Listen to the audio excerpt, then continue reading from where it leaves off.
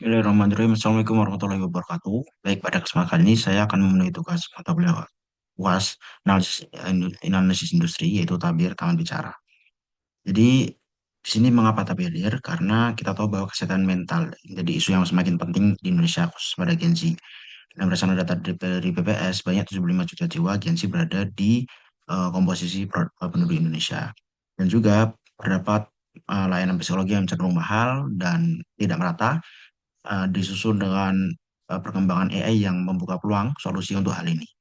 Nah, jadi bagaimana menciptakan solusi kesehatan mental yang personal, proaktif, dan terjangkau bagi Gen Z di Indonesia?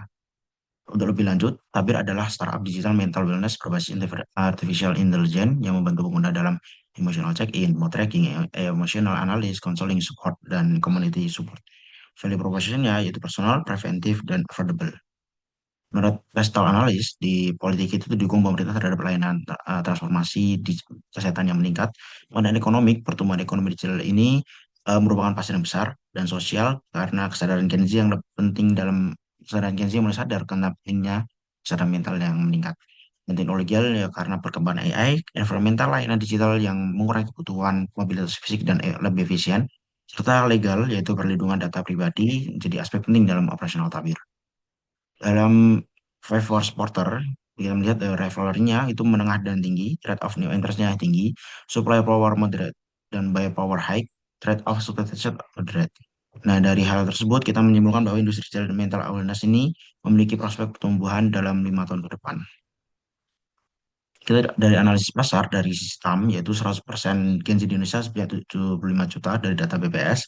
Kemudian dari SAM atau Serviceable Addressable Market 13,1% dari TAM sebanyak 9,8 juta yaitu sebagai Gen Z yang pengguna potensial teknologi. SOM-nya atau Serviceable Addressable Market sebanyak 98.107 pengguna, 1% dari SAM atau 0,13% dari TAM. Ya, target pengguna ini realistis bagi Tapir diraih dalam 5 tahun pertamanya. Kita mulai dari analisis kompetitor. Ya, kita di sini relief dia keunggulan di counseling, Calm keunggulan di mental wellness-nya, lalu dok keunggulan di healthcare ekosistem yang terbaik, dan Tapir ini lebih mengarah ke AI personalization. Nah, jadi positioning Tapir di sini yaitu high personalization dan high affordability, yang mana Tapir menawarkan layanan kesehatan mental yang lebih personal melalui AI dengan biaya tetap terjangkau bagi generasi Z. Untuk model bisnis kanvasnya, kita lebih mengarah ke berbasis pelanggan, berbayar pelanggan. Untuk sumber dayanya, kita sangat kuat dan juga kita terdapat AI emotional analysis yang merupakan keunggulan kita. Dari sisi SWOT dipaparkan terlebih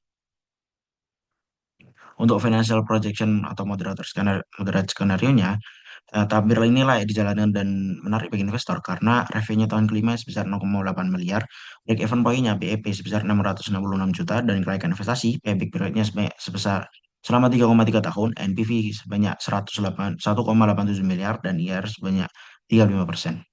Sebenarnya, tabir mencapai kebutuhan mental wellness generasi Z di Indonesia, industri memiliki peluang pertumbuhan yang tinggi. Tabir unggul melalui AI personalization dan model bisnis bersifat scalable dan kompetitif. Secara finansial, bisnis ini layak dijalankan. Dan Tabir memiliki potensi besar menjadi startup digital mental wellness terdepan di Indonesia. Terima kasih.